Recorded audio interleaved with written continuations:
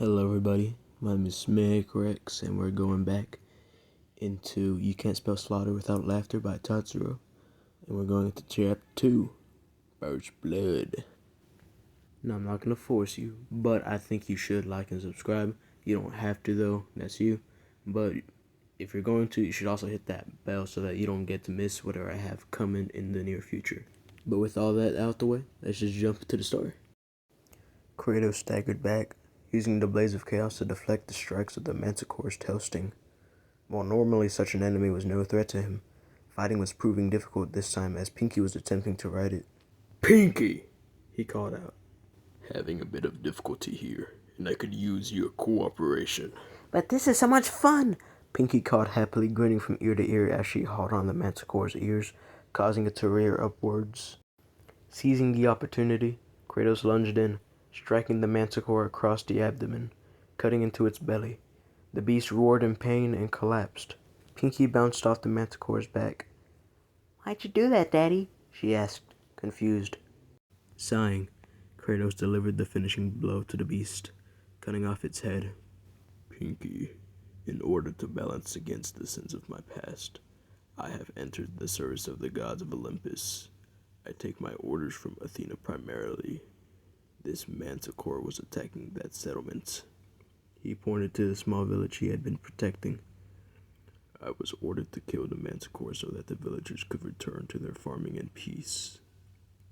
Pinkie glanced from the people to the dead Manticore.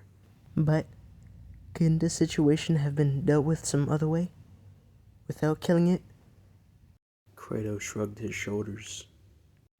"I suppose that could be possible, but I have to trust that the gods have made their decision wisely, and that I acted rightly by obeying their directives." Pinkie sighed. I was just having so much fun riding it. It's just a shame you had to kill it." Kratos kneeled beside the sad pony. "Pinkie, I get the feeling that wherever you come from, things are rather peaceful.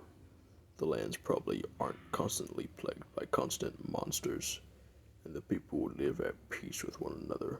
Am I right?" Pinkie thought about it for a bit.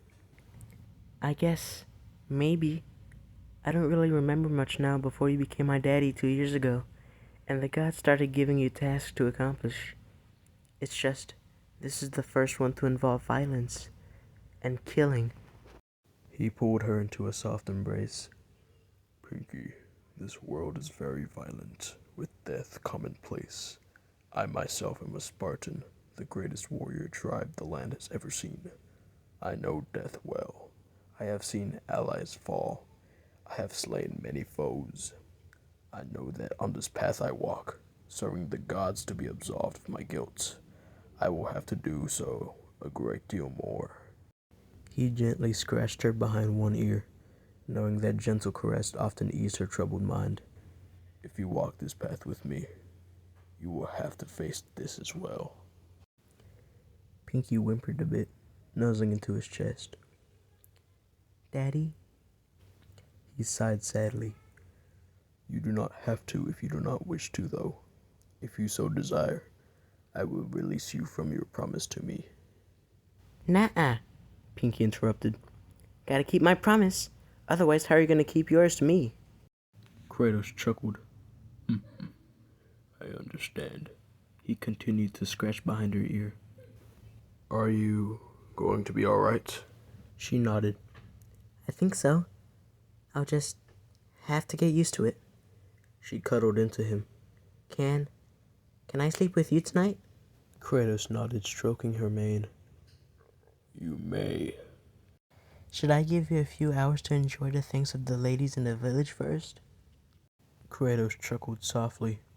"You don't have to, Pinkie." Pinkie smiled happily as she burrowed deep into his embrace. She remained there until Kratos turned in for the night, when she then curled up on his chest as they slept. Kratos awoke the next morning to the sound of screams and the roar of an angry beast. Leaping from bed, he was surprised and frightened to discover that Pinkie Pie had vanished. Calling his blades to his hands, he rushed from the house the villagers had granted him and Pinkie to see what was amiss. Another Manticore, somewhat larger than the female he had fought the day before, and the male was attempting to charge into the town. However, with each charge attempt, it was stopped when something large and brown smashed into the creature's face. The spray of crumbs revealing it had the same consistency as Pinkie's cupcakes. Looking up, Kratos saw that Pinkie was braced on a roof on the outskirts of the town, hurling her confections at the manticore each time he charged. Climbing to the roofs, he made his way to her. "What is that you are throwing?" he asked, curious. Cakes, Pinkie said, hurling another one. Kratos blinked. "You're assaulting them with cake?" Pepperoni, Pinkie said happily, hurling another one. As he watched the manticore continue to charge, he shook his head. "I don't think that will work to kill him." It will once he takes a bite. Kratos raised an eyebrow. "Why? Is it poisoned?" Nope. Pinkie said as one cake finally made it mostly into the manticore's open mouth. Seeing him licking his lips, she pulled out another cake and picked up a spear. But the spear is... She then hurled the cake at the manticore. As he opened his mouth wide enough to eat it, she hurled the spear through the cake to go straight down the manticore's throat, where it tore through the lining of his throat and his stomach, both injecting the poison into the manticore's flesh and filling his abdominal cavity with digestive acid. The manticore roared, flailed around for a time, choked on its own blood, then curled up dead. Kratos looked down at Pinkie Pie. "Well done," he said. "That was a perfectly executed kill." Pinkie hung her head. Yeah. "What's wrong?" he asked, wrapping an arm around her. That manticore attacked. Because the one from yesterday was his mate. Pinkie shook her head a bit. Once she was dead, he would have attacked the settlement relentlessly to get revenge. He would have also come after you for killing her, and me because my scent was on her from when I tried to fight her. To save you, me, and the village, he had to die. I knew I had to make that choice, but I didn't like making it." Kratos looked down at Pinkie, deep in thought. In this moment she had proven herself to be stronger in character than most Spartan men, having been able to face the burden of wielding death when she was only 6 years old. A Spartan boy wouldn't even begin his training until 7, and would not face battle of any sort until he was 13.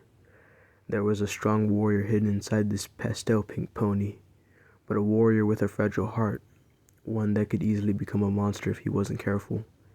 He knew now that he was owed to it, to Pinkie, to the Spartans, and to his dead wife and daughter, to ensure that Pinkie became a warrior and not a monster. As those thoughts ended in his mind, Pinkie looked up at him. "Daddy, did I do the right thing?" Kratos nodded firmly. "Yes, Pinkie, you did." He pulled her into a gentle hug. "You are a warrior through and through.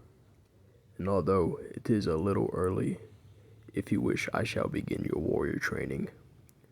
We won't be able to train you in the way I was taught, as we will continue to follow the orders of the gods. But when we are done, you will be a warrior the Spartans will be proud to have amongst their numbers." Pinkie smiled up at him.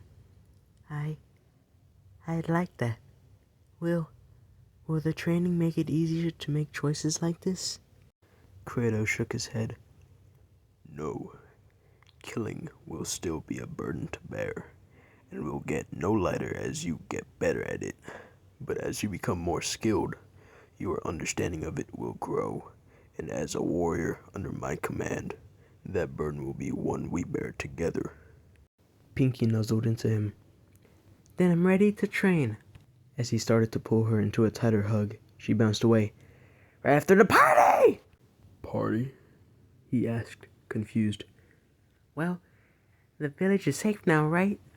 she said, grinning from ear to ear. "We need to help them celebrate!" As she bounced away happily, Kratos shook his head, pushing himself to his feet. Shrugging his shoulders, he followed her into the village. Well, alrighty, everybody. I think that brings about the end of the video.